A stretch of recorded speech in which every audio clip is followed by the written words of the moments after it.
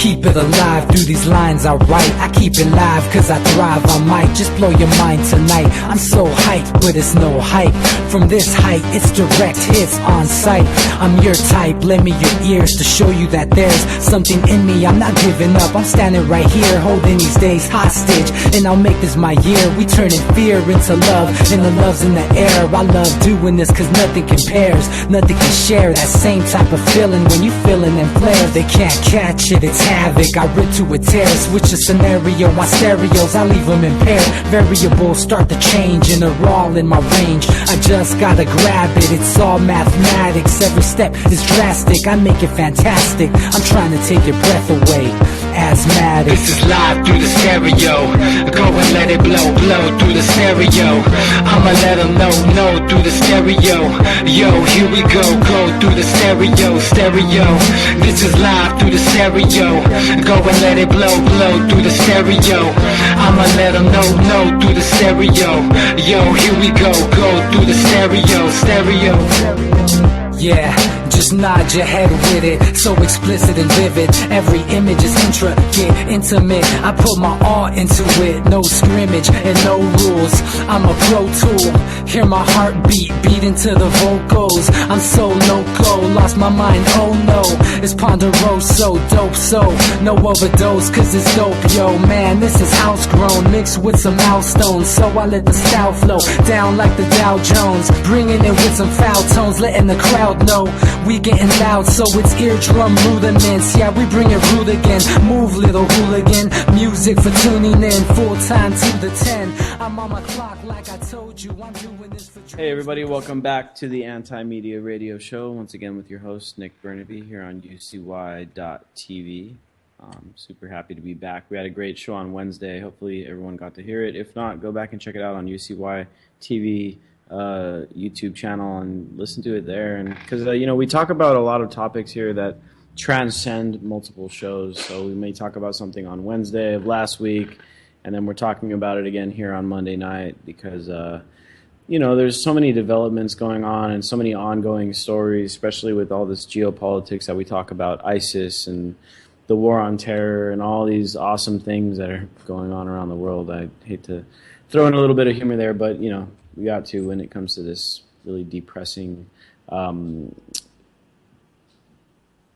war that's going on. I mean, talk about a world war. I mean, it's already happening. I mean, the U.S. is already standing, militaries in all these different countries. I mean, there's the main ones like Iraq and Afghanistan.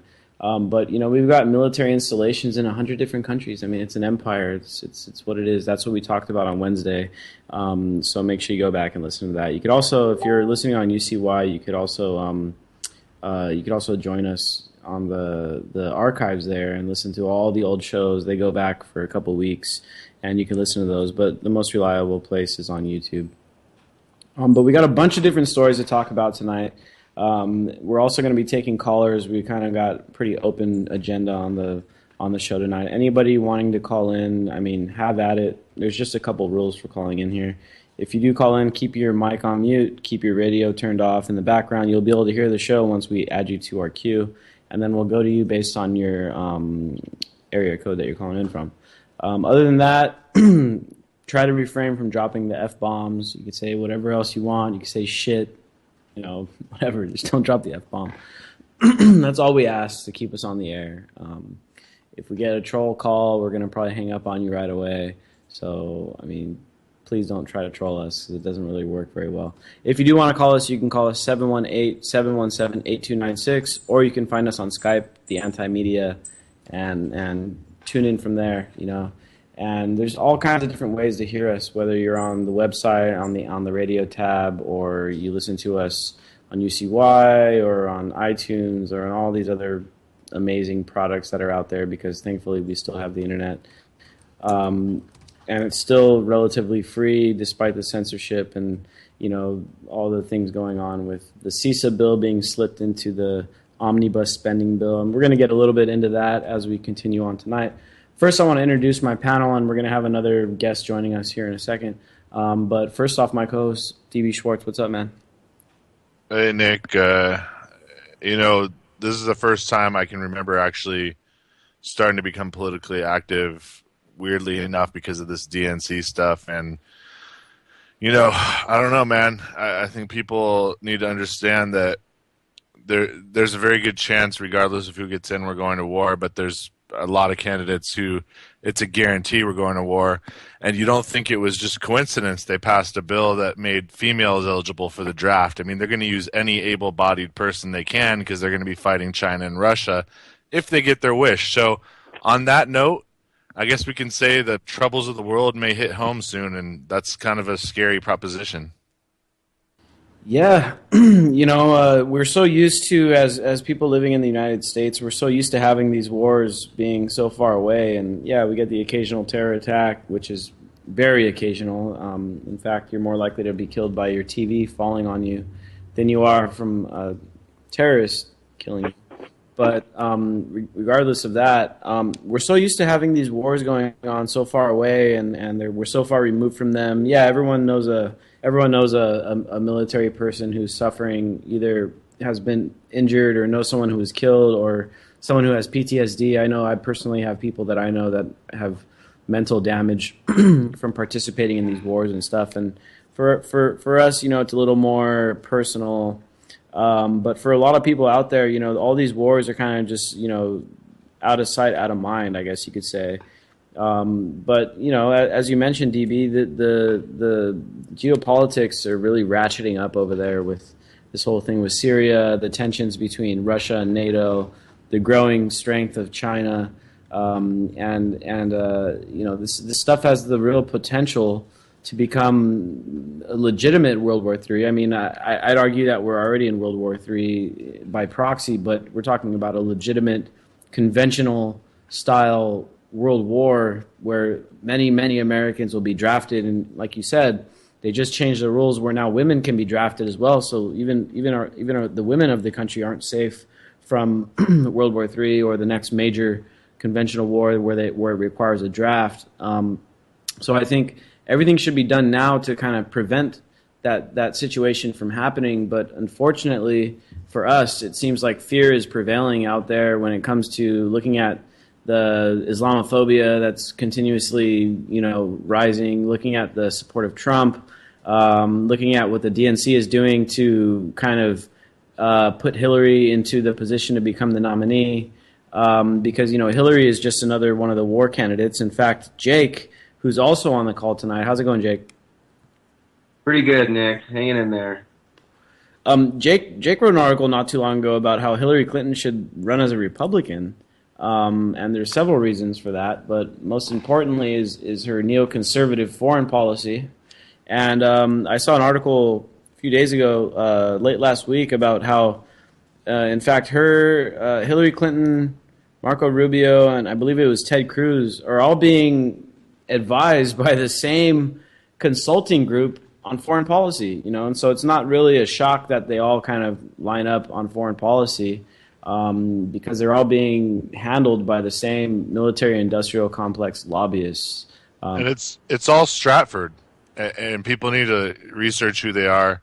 I mean, honestly, dude, just go to Deagle.com. They're kind of their subsidiary. Most of the people that are in charge have a bleak outlook for the future of this country because, why? They're traitors. So don't let these people make our decisions for us. If anything, man, this current election, people need to get out and vote, even if they write people in, and get pissed off when these complete oligarchs get in and continue these dynasties.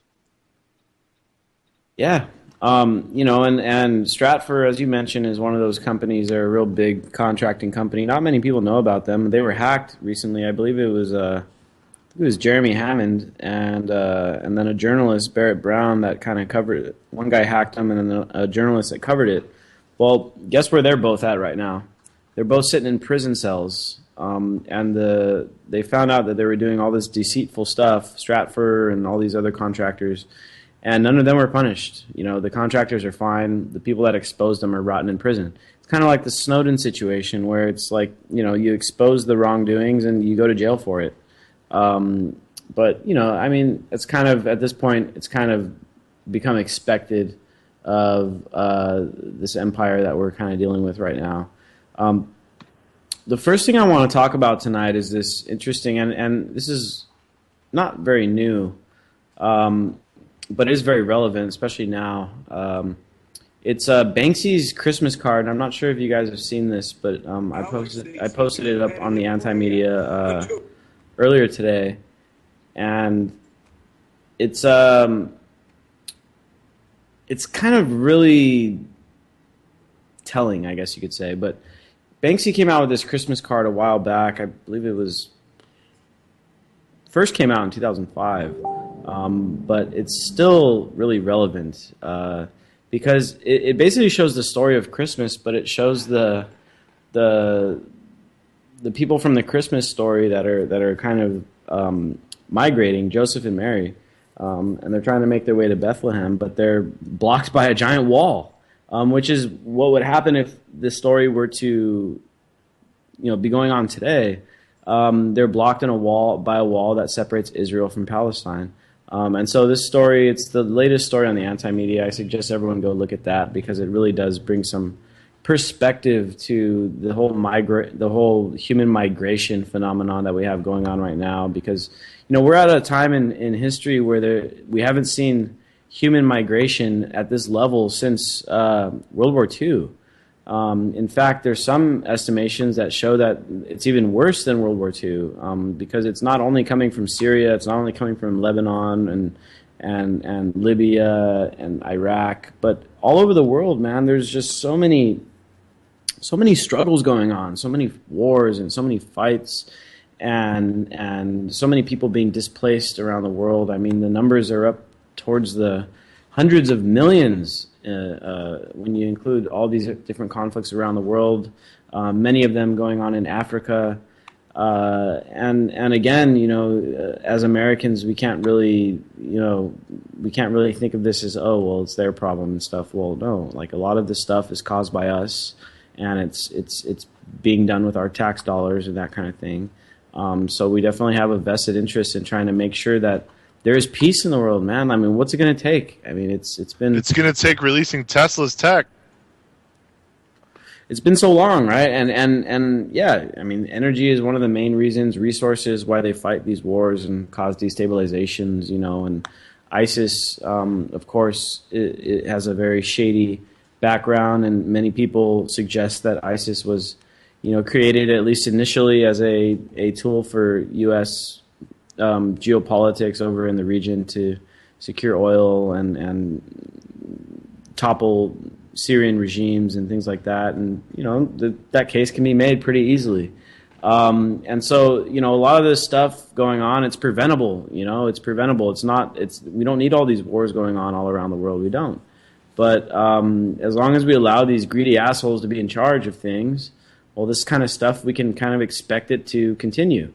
And if it comes down, if the U.S.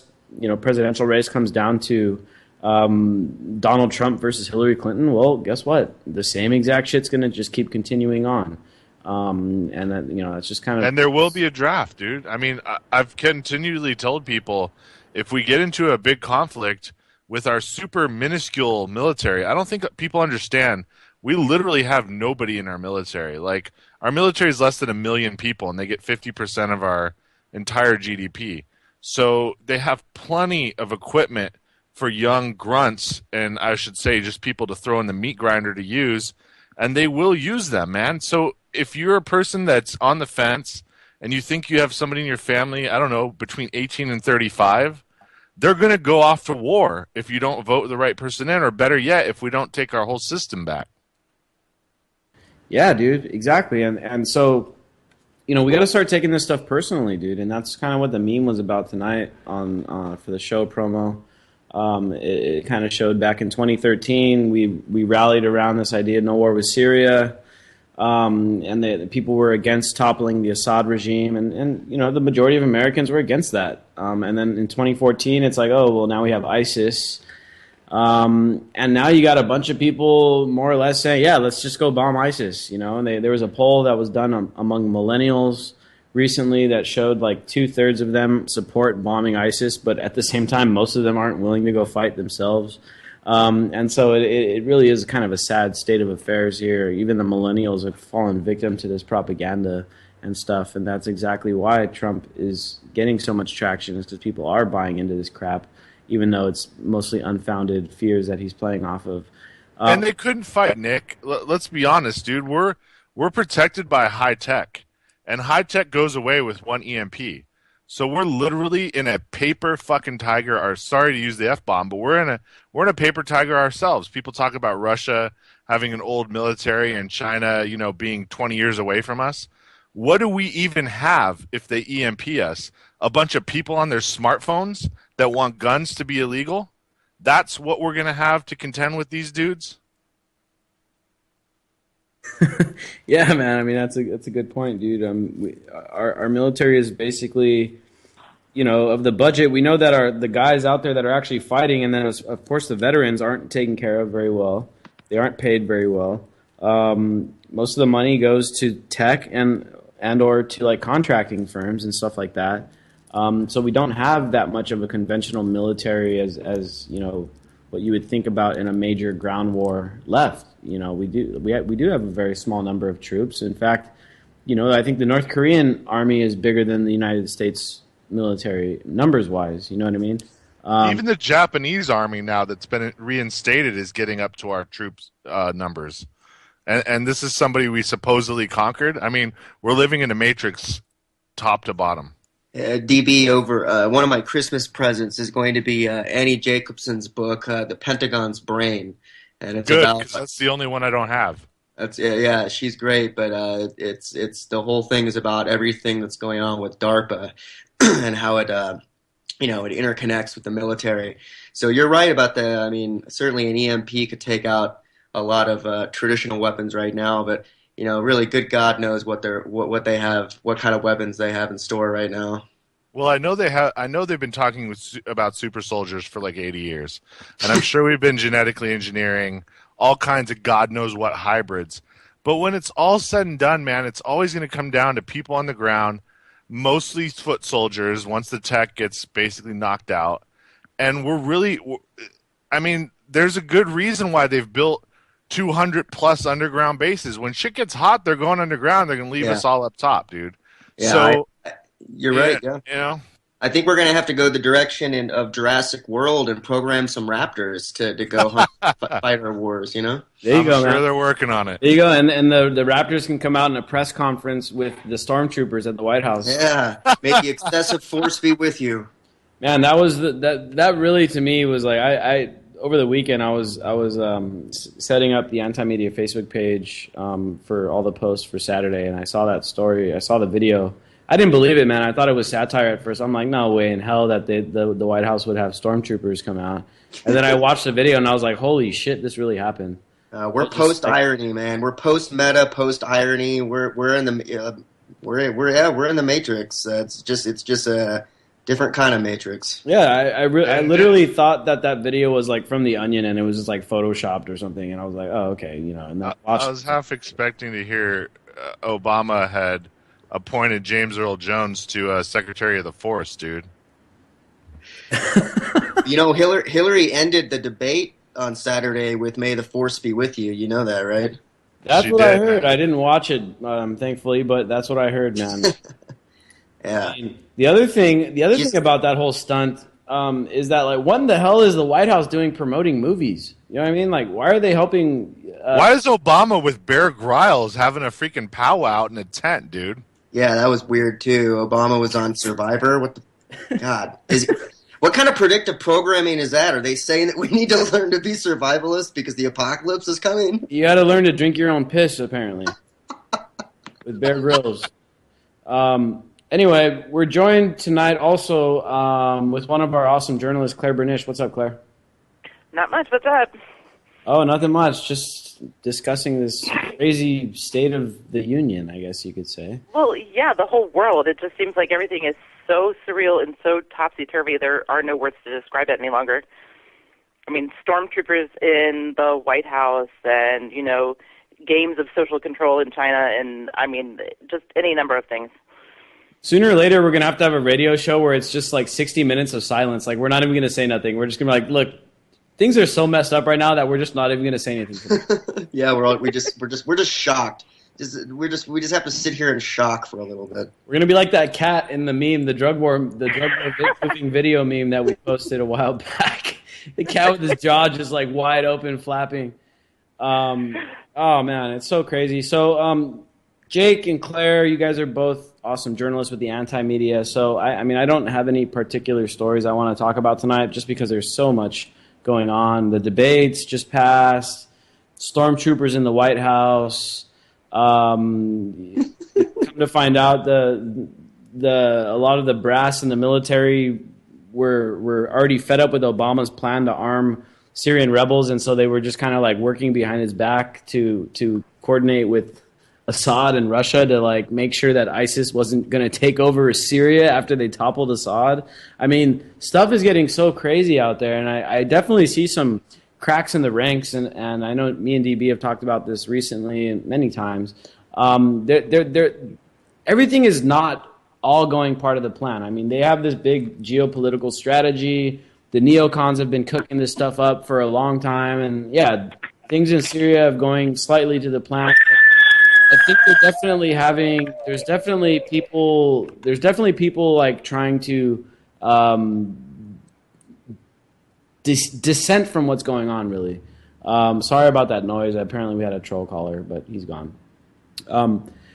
People are trying to dissent from what's going on, and there's major cracks in the apparatus going on, and there was a recent letter signed by a bunch of top brass at the Pentagon saying that they don't have any faith in the plan to deal with ISIS and stuff. And I mean, by all means, look at the events unfolding. Yeah, they don't have a plan to deal with ISIS.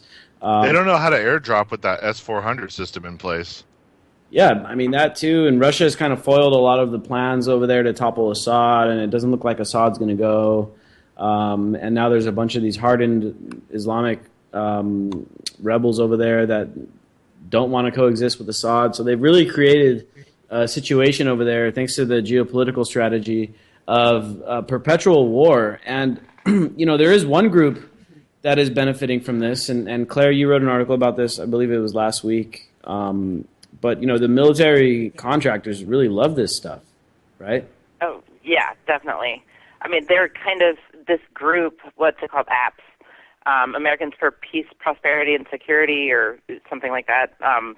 They're guiding all the candidates basically to make sure that perpetual war is in place and part of the basically presidential platform. They're saying things like, "Oh, the next president's going to be a wartime president," and they're just making sure that war is embedded in American thought going into this election because it's here to stay, as if we didn't know that already. But they're looking out for their own monetary interests, of course. Yeah, and anytime, I mean, what was it, after the Paris terror attacks, there was a major spike in the stock prices of a lot of these companies that supply the bombs and the planes, like Raytheon and all these companies, Boeing, Lockheed. They make money when this stuff happens. Whenever there's whenever there's a likelihood of there to be an increase in bombing or invasion or whatever, they go ahead and make a lot of money, and that's what they do. And so actually, if you look at the GOP debate that happened, I did kind of a brief article on it, but they mentioned like ISIS and war and all these things like a gazillion times. And there's this video linked on there that does a rundown of all the basically all the belligerent words that they used, and it's insane. I mean, how much this is being kind of hammered into the paradigm right now. Yeah, and there's no doubt that these GOP debates kind of function as a propaganda arm for the military-industrial complex. And as you mentioned, the last GOP debate, I mean, they mentioned ISIS like over 100 times, I believe it was. 107 times. And, bomb, terrorism, war. I mean, this is like, you might as well just watch the 1-minute condensed version of the debate where they just talk about how many times they say that stuff. Because that's what it is, and the 2012 presidential debates, Republican debates, same thing. I mean, it's just propaganda, war propaganda, get everybody stirred up, get everyone scared. of the Muslims, and then once that happens, they're all dehumanized, and then we can just go bomb them, and no one really cares about it. No one gets mad, and that's exactly what's going on right now. Obama is in charge of the military that bombed the Doctors Without Border hospital. I mean, last week we bombed the Iraqi army, killing like over 7 troops over there. I mean, these are supposed to be the guys that we're fighting with to help fight ISIS, and we bombed their troops. You know what I mean? No one gave a shit. No one really cared. That was an accident, Nick. Oh yeah, accidentally. Yeah, so they say. Anyway, since we have Jake and Claire both on the line, I want to go over to you to see what stories you want to talk about. I know Claire had one really big story earlier today, so let's go to Claire first. Which one do you want to talk about? The China, you think? Yeah, that's what I was thinking. Yeah, that Okay, story is yeah. awesome. Claire, I tweeted that at Cory Doctorow, by the way, hoping that he would get some traction on it, because the gamifying currency is really fascinating. But please go ahead. This scared me the more and more I read about it. So China has instituted something called Sesame Credit, and it's basically it uses game psychology and kind of the gaming format, more or less, to keep track. Right now, it's keeping track of people's credit history and like their purchases and their spending. And it's already scary because people can check each other's credit and what they spend their money on and such. And people get, better points and more points towards their profile, which is tied to their national ID card, if they're buying things that the state approves of. Now, where it gets even scarier is that it's going to be linking in people's social media profiles and things that they post. So in the future, if people post things that are political opinions that are not state approved, then they'll be knocked points down. They'll be penalized, basically. If they post things that are state approved, then they get bonus points, which are also incentivized for things like collateral-free loans and travel permits and things like that. And this is all fun and games right now, and in 2020 it's going to be compulsory. So everybody will not have a choice but to participate in this, and basically it's using social pressure and just groupthink, basically, to make sure that people are doing what the state approves of, to be obedient slaves to the state. And it also tracks who your friends are and who your family is, and penalizes you for if they are posting the wrong things. So it even incentivizes you to drop friends that are doing things the state doesn't approve of.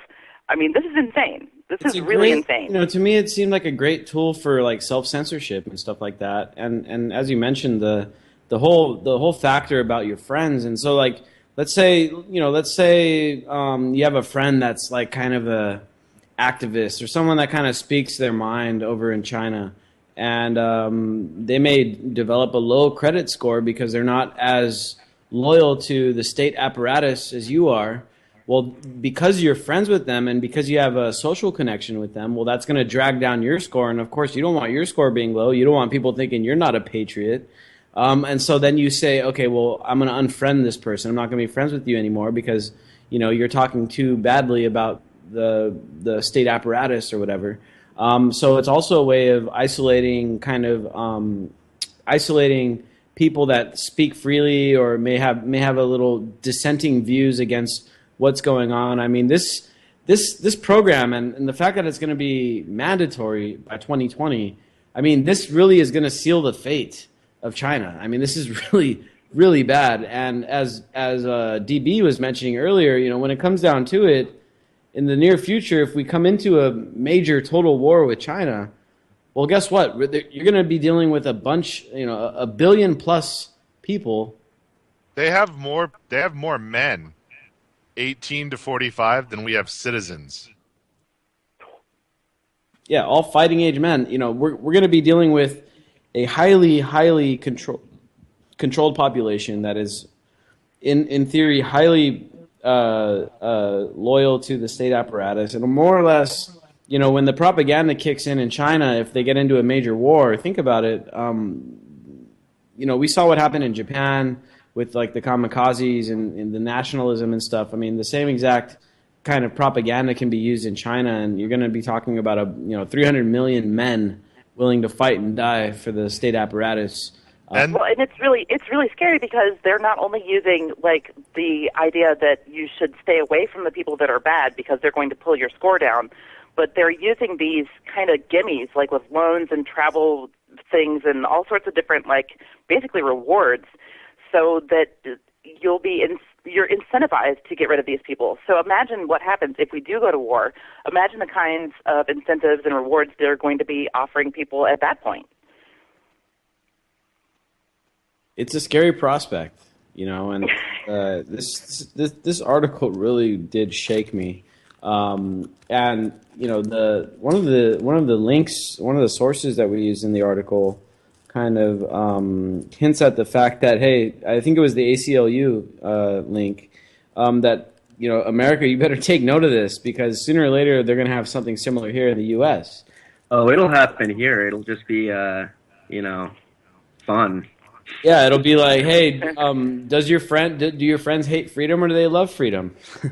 Yeah, the NFL tells you to take your guns and give them to the government. we're gonna have pretty low credit scores, guys. If they hate freedom, then they're talking bad about surveillance, because if they don't like surveillance, then they obviously hate freedom. Anyway, there was an app that was making major waves a couple months ago here in the U.S., in fact, and it was almost like a Yelp app for humans. I don't know if you guys saw that a while back, but this article kind of reminded me of that. But there's definitely an app in the works in the United States that's about to be released that is more or less going to allow you to rate people that you meet, like friends and acquaintances and stuff, and you can write more or less like Yelp reviews about people. And it definitely is an interesting prospect. And I think, to me, at first I was like, oh, this is kind of cool, like you meet people and you can go check out their Yelp ranking, and it's like, oh, this guy's a fucking asshole, or this person's awesome, or whatever. But in the end, there's definitely some some very Orwellian implications to this app. What do you guys think about that? Just think about what happens on social media. I was just saying today, I just posted a status today on Facebook because I go to Twitter now for a second before it is the most utterly defeating act of it's horrible, because people have their own opinions of you no matter what. If you're going to have an app where people rate you, they're going to do it so arbitrarily. I don't know. That's just nightmarish to me. It sounds like I hate to keep bringing up Cory Doctorow. I obviously have a intellectual man crush on him, but he wrote a sci-fi novel that had a social-based currency called Woofy, and this Yelp thing you're talking about sounds similar to that, where your credit basically is based upon an aggregation of different people's viewpoints of you and little actions you can take that build your social credit. It kind of sounds like that, and this was a dystopian novel, by the way. Yeah, and so what's going on in China here is very much in a similar vein, but the ranking is based on how loyal you are or how beneficial you are to the government, more or less. When we talk about major wars, we talk about World War III, we talk about the future of the United States conflicts and stuff. Even now, when it comes to the U.S., if you question the troops, if you say, hey, maybe the troops aren't doing what's right, maybe they aren't protecting our freedom, well, you're already, in the United States, you're already labeled as unpatriotic. You already hate freedom if you say anything like that. You know what I'm saying? Even though freedom it also includes freedom of speech, which may be a bit uncomfortable for some people. But, I mean, it's already happening here. The social pressure is already there. I mean, how many people in public dare speak out against something like what is going on with the military occupation of Iraq, or maybe even Abu Ghraib, and back when all that scandal popped off. I mean, how many people were able to speak about that stuff in public freely without wondering if people around them are going to be like, oh, well, this person hates the United States, they hate America, they don't like freedom, And so, it's already happening unofficially here in the U.S., but I see this app in China, or this gamification of patriotism, becoming something that's already unofficial here in the United States, becoming official with something similar. And I think that's why the ACLU made their article very, very much in that vein, is because they're worried that it could happen here as well. And that is something that is very terrifying, I guess you could say, very Orwellian.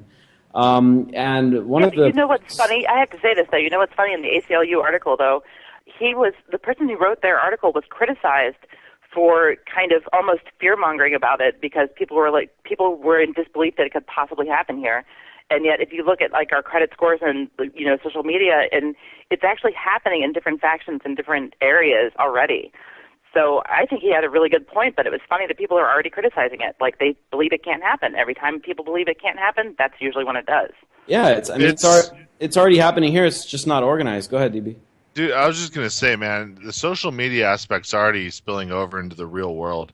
I mean, you're talking about people that they'll make an opinion, however misguided, however stupid it is, and then people will go, oh, well, good luck working at wherever, because they look at their Facebook post and people put all their information on there, and then these psychopaths with nothing to do all day in their mom and dad's basement probably go call the people and get them fired, man. And that's the world we're living in. You can't have an absolutely original thought anymore if you're not your own boss. And that's a scary, scary proposition.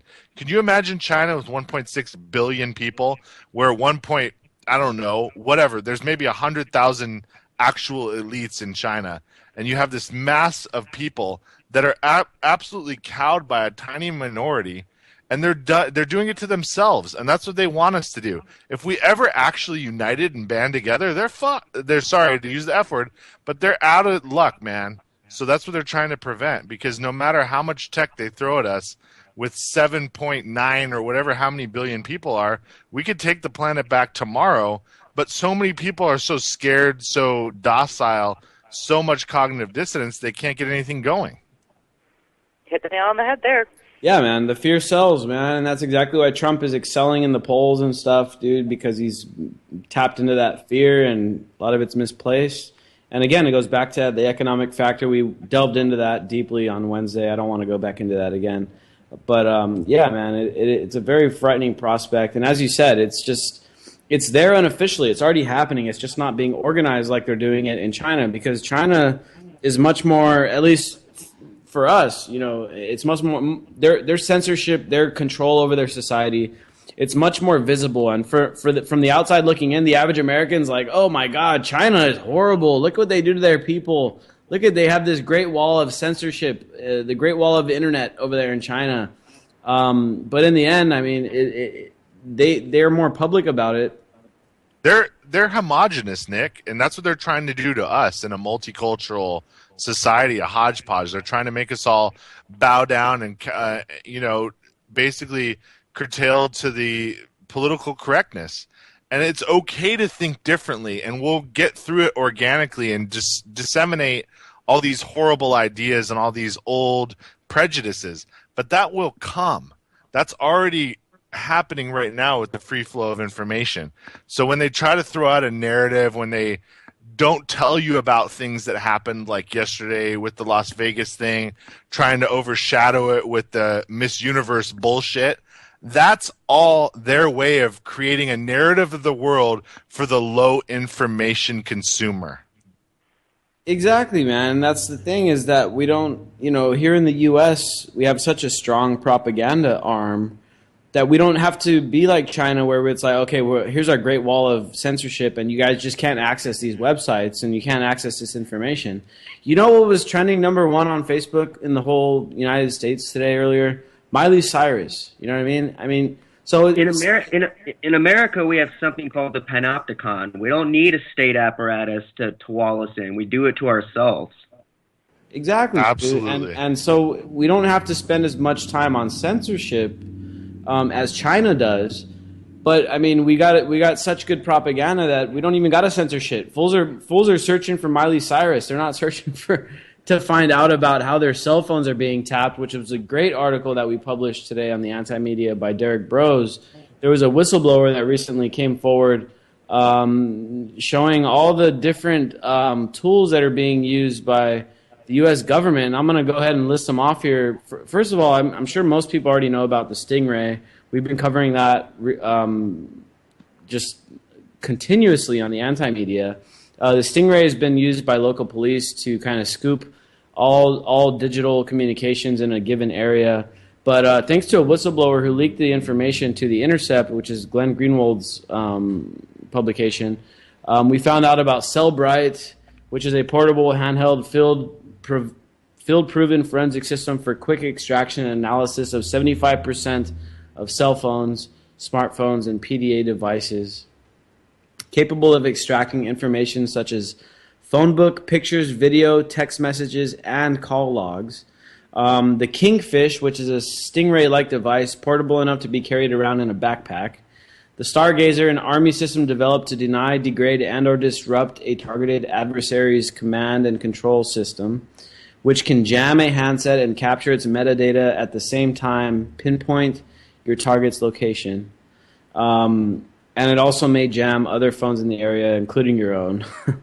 The Cyberhawk, which is capable of gathering phone book names, text messages, media files, text, deleted text, calendar items, and notes from 79 different cell phone models. I mean, this is some very Orwellian stuff, and this is the stuff that people should be, this is the information people should be seeking out. It's like, oh, there was a new whistleblower, and dude, we just found out there's a bunch of people, there's a bunch of different ways they're able to spy on our phones and stuff, but no.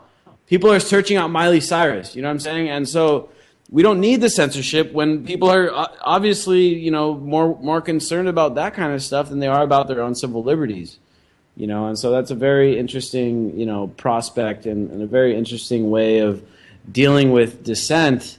It's like, yeah, look, we can deal with the fact that we have a couple 100,000 activists, maybe a couple million, depending on the topic, and maybe there's more people concerned about Shamu than they are about civil liberties and stuff, but, still, at least there are activists out there worried about stuff. But in the end, it comes down to the fact that it's such a small percentage of the population that it really does become kind of negligible. I mean, when's the last time activists really shut down something or made something happen? I mean, the Black Lives Matter movement is doing a great job, I think, with the police brutality issue and racism. But in the end, the reforms aren't as big as we'd like. I mean, back in 2013, there was the big No War with Syria movement and stuff, and I believe that had an effect. But in the end, the propaganda prevailed, and we're still bombing in Syria, and we're still doing what was going to be done regardless. Yeah, we didn't get to go topple the Syrian government directly, but the things that they were trying to do are still being done. And so I think that a major part of trying to make a breakthrough here in the United States is getting people to not be as distracted by Miley Cyrus and all this other crap, and be more concerned about their civil liberties. But the question of the big question is, like, how do we go about doing that? You know what I mean? Culture jamming is one way. That's we gotta really up the game on culture jamming, and that's something I want to do with video in the near future. Is using kind of these social media platforms and some of these newer kind of data files, like GIFs and whatnot, that can really jar you, really break the cognitive dissonance. And I think I had a sci-fi idea I was working on a few years ago, and I think it's going to be fairly feasible within the next 10, 20 years, of the idea of a meme that is quite literally a viral meme that can go through devices. And I think we're going to see technology like that. I think we're going to see, like, hacking in the future is going to be a lot more personal. I'll put it like that. But go ahead. I agree with you, man.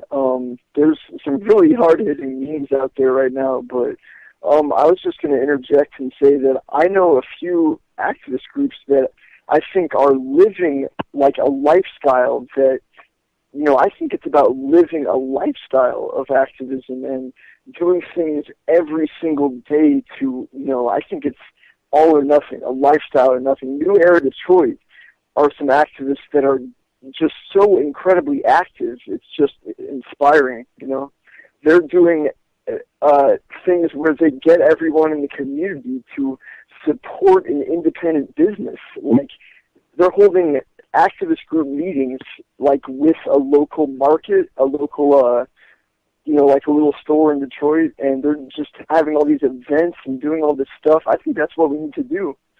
Like, get up and really do some hands-on activism, some, meetings, do stuff like that. That's certainly a large part of it, yeah. Somebody's got to set a template, man, because, I mean, all of us here, we're still living conventional lives, but we don't want to. So I don't know if we need to pool together 50 or 100 people, and maybe we can do it in the U.S., maybe we do it somewhere else, but, like Peru? I mean, maybe Peru or maybe wherever. I mean, wherever there's abundant natural resources in a government that's weak, like it should be. I mean, that's where it needs to be. The fact that we have a federal government is everything. It's against everything the founding fathers wanted, period. Which, let's be honest, they were some psychopathic people, but at least they were trying to go with Thomas Aquinas's, teachings and give everybody natural rights. So we need to kind of strip it back down to the primal, get back to using high tech to get off of this grid, to be able to grow our own food, purify our own water, make our own energy. And then we can tell these asshats that wear these $5,000 suits like Trump, screw off, because we don't really need them besides for infrastructure. We really don't. Hey, DB, your Patriot credit ranking just went down a few notches. Yeah. No, actually, my Patriot credit rating went up, but my federal credit rating is like negative 5,000. Yeah, we're gonna repossess your phone, bro. Good. It's already owned by a Japanese company anyway. Well, you got to think, man. The term patriotism has been co-opted, and nowadays you question the government and you're unpatriotic. And even though in reality, I mean, kind of the opposite of what it is. In reality, it's kind of the opposite. But we got to keep in mind we're in the modern day. Double speak, double think. Hey, man, be careful. Orwell's over there rolling in his grave right now. If we found a way to attach like some kind of generator to Orwell in his grave, we'd have unlimited energy. We'd have no more wars. That is centrifugal Orwellian death motion. Yeah, there we go. That's a technology. That or Kissinger's anus. I have no clue what you meant by that, but unlimited power. Maybe we could attach it to maybe we could attach it to Donald Trump's mouth. Jake had a great article today about how Donald Trump, according to fact checkers, has more or less never even said a word of truth. No, they just amended it. Like I literally during this show they amended it. He had literally told not one true statement, and then they just added one. When something about his toupee. Yeah, it was about his ass. No, it was. He said American polling shows Russian President Putin has an 80% approval rating. Apparently, that's true, but that's the only statement he's made that's completely true. 6% is mostly true, and then everything else, 17% is half true, and then literally everything else is mostly false, or pants on fire false, which is a very bad form of false. Now, and I saw a comment on the page today, and I kind of took note of it, but one guy was like, this isn't true. Trump said that the world would be a better place had Gaddafi not been deposed and had Saddam Hussein not been overthrown. That's a subjective statement. Exactly, and that's the thing. I mean, he's probably right about that. He's probably right, and I agree with him on that. I think, yes, me too. I think that Gaddafi should not have been overthrown. I think that we should not have overthrown Saddam Hussein. Now, I also think we should not have helped Saddam Hussein come to power as well. But we should not have overthrown Saddam Hussein. But again, that is a subjective statement, and therefore it's not based. It's not based on facts. It's kind of just like what if, and it probably, he's probably right, but the facts aren't there to support it. And so, man, dude, it's crazy. But almost everything Trump is saying is just bogus. And the thing that just scares the shit out of me is that how many percentage of these Republican voters actually support him. And I saw a poll. I saw an article today from the LA Times that actually was making the point that Trump's support may actually be higher than what is showing in the polls, because a lot of these independents that are leaning Republican actually support Trump even more than the Republicans themselves, which itself is even troubling. But it just kind of goes to show that people are willing to latch on to any kind of comfortable statements, even if they're not true. You know, when Trump says that the majority of Mexicans that are coming up, the majority of Mexican immigrants are like rapists and killers and stuff like that, and like obviously that statement was untrue. When he said that most Muslims kind of identify with violent jihad, that obviously wasn't true. But these are statements that, you know, people are latching onto because it's convenient for them, because they're looking for a scapegoat to blame on, you know, why their lives aren't going the way they'd like them to be going. Well, it's convenient for them to latch on to these bullshit lies that are coming out of Trump's mouth. And that to me is a pretty, you know, frightening prospect. There seems to be a kind of groupthink. It's almost like we're projecting onto Trump. There's this groupthink obsession with speaking his mind. Oh, he speaks his mind, and everyone loves that. It's almost like we're projecting on him because everyone else in their lives are so scared to speak their mind of obvious truths of what we know about the falsity of American life and American exceptionalism. What we know is patently false about this illusion that we've set up. It's almost like we're now projecting upon Trump that he speaks his mind, even though really all he's doing is spouting platitudes and hate speech. It's a very interesting But I think that we have to have, so knowing that this is the psychological principle that contributes to Trump's success, how can we make our ideas that we feel are better for society become accessible and satisfying to all these people who really don't have the same, you know, desire to know these things as activists? You know, I think that we have to strengthen our culture and just whatever strategy possible we can utilize to make this cultural change. You know, we just have to hit it hard, you know?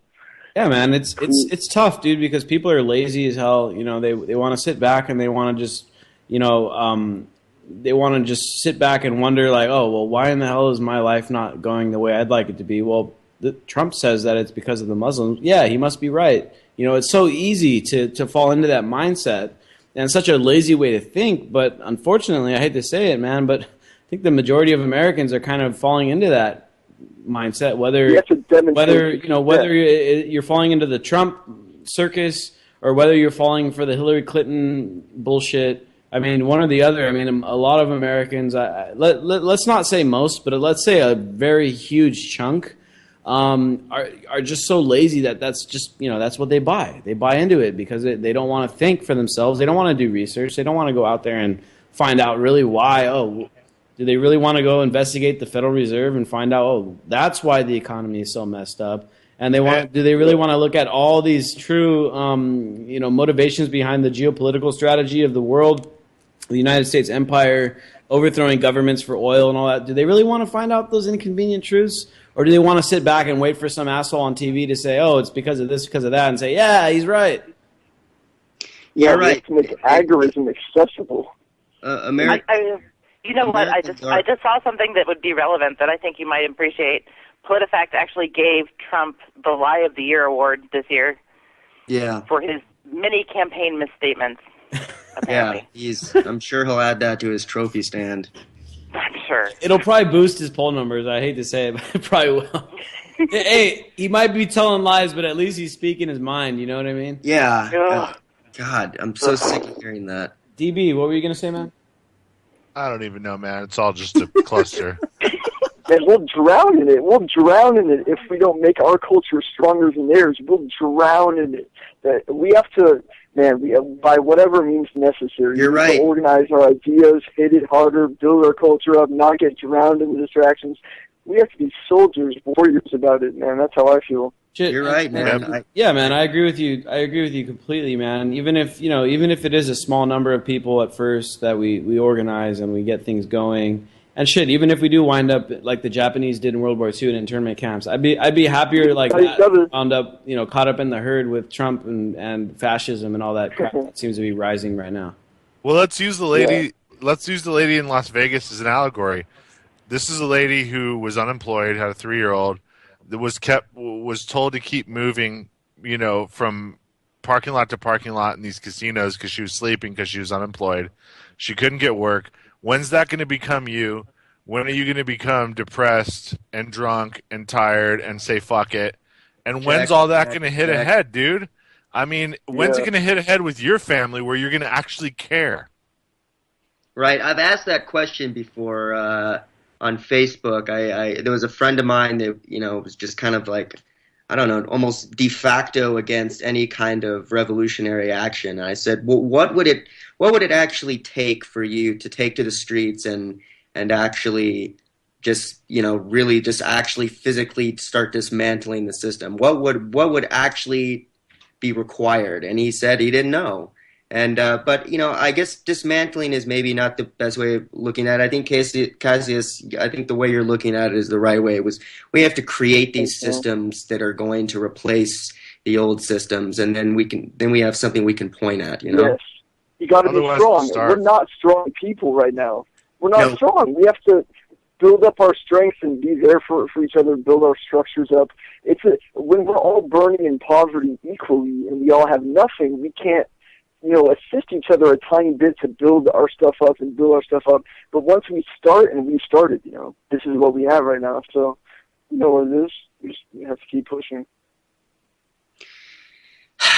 Great points, man. Great points. Someone the other day made the comparison to like a sports stadium, and it's like, well, yeah, you got a crappy sports stadium, and it's becoming outdated and it's becoming inefficient. But you still got your team and stuff, and you still like your team and all that. You got to build them a new stadium, and then you can enjoy that for the time being, And I look at that. I look at that in the same way with the society, man. We got a outdated system. We've got a system that's become inefficient. We've got a huge bureaucracy that's kind of robbing us of our resources and that kind of thing. Well, the only viable answer, and the only thing that people will actually people in the mainstream are actually going to accept is if we build up something new that's better, that they could eventually abandon the old stuff and join the new team, or join the new structure, join the new apparatus that we built, and Cassius, I think to your point, man, I mean, you make a great point, dude. We got to build up some stuff that makes sense to people, that works for people. We got to have working models and that kind of thing. And it's up to everyone out there to start doing it everywhere you're at. We got people listening in how many different countries out there, every state in the country, all over the world, Europe, Asia, Australia, the UK, South America, Mexico. We got people listening from all over the place. It's time to just start stuff up wherever you're at. Start where you are with what you have, do what you can.